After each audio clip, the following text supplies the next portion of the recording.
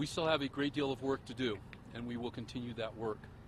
Once we have turned the building back over to the school district is not the end of our work. It's the end of a phase of our investigative process that involves this facility.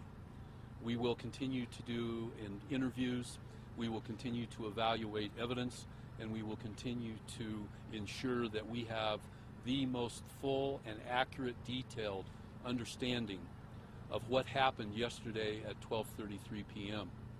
Once we have that information, we will put it together in as much detail as we possibly can, and that will be released.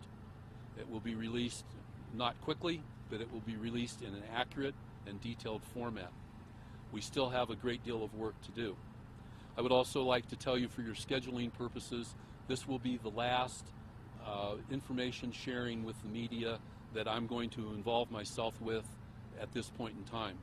Additional information regarding this ongoing investigation will be shared with you through a detailed and complete media releases, and those will begin to be released sometime late tomorrow, and I will release them on a regular basis, as I usually do when we conduct these investigations.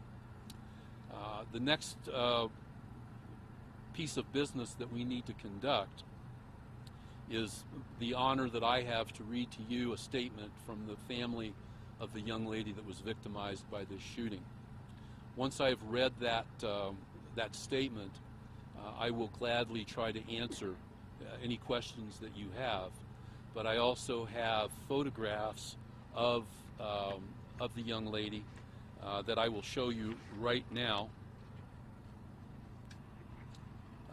And this photograph, I believe I have adequate copies to share with each of you, and if I don't, I certainly will ensure that her photograph is emailed to you and shared with you as quickly as I'm able to ensure that happens. The young lady whose picture I hold in my hand is Claire Esther Davis. Claire is 17 years of age, and she is a senior at Arapahoe High School. Before I read the statement, I will tell you that I've learned a great deal about Claire over the last several hours. And I know that Claire Davis is a young woman of principle. She's a young woman of purpose. She is an innocent young lady, and she was an innocent victim of an evil act of violence.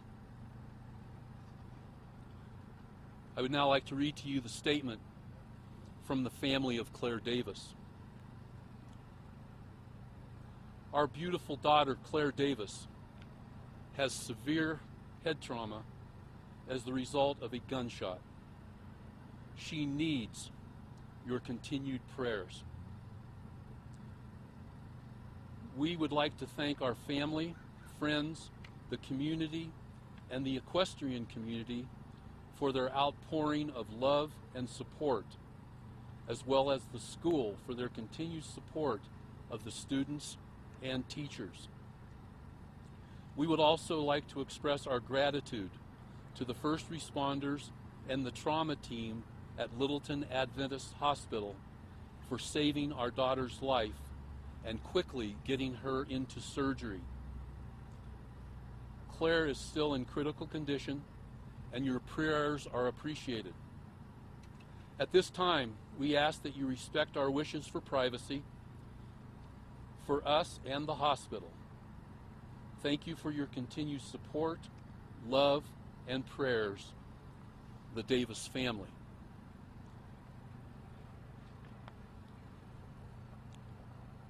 Yesterday, we reported that Claire was a 15-year-old.